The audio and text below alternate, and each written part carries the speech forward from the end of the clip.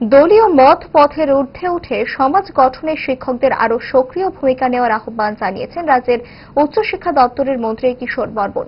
আজ অখিল ভারতীয় রাষ্ট্রীয় ত্রিপুরা মহাবিদ্যালয় শিক্ষা মহাসংঘের বার্ষিক সভায় অংশ নিয়ে এই আহ্বান রাখেন মন্ত্রী। রাজধানীর নজরুল কলাক্ষেত্রে বসে এই বার্ষিক সাধারণ সভার আসর। সেখানে প্রধান অতিথি হিসেবে উপস্থিত ছিলেন মন্ত্রী কিশোর বর্মন। সংবাদ মাধ্যমের সামনে রাজ্যের গোটা শিক্ষক সমাজের কাছে ছিল মন্ত্রীর এই আহ্বান।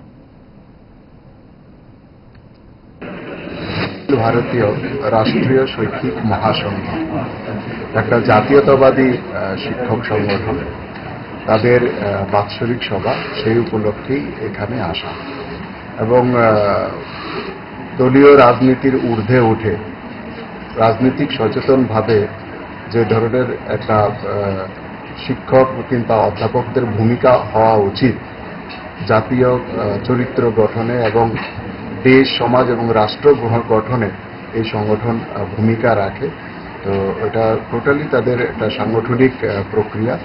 প্রতি বছরই এই ধরনের সভা হয় এবং এই সভা থেকে আমাদের শিক্ষাঙ্গনে রাষ্ট্রবাদী বিচারধারার প্রচার এবং ছাত্রছাত্রীদের মধ্যে রাষ্ট্রীয় চরিত্র সম্পন্ন ছাত্র সমাজ গড়ে তোলা, এটা হচ্ছে মেইন এই সংগঠনের মোটো।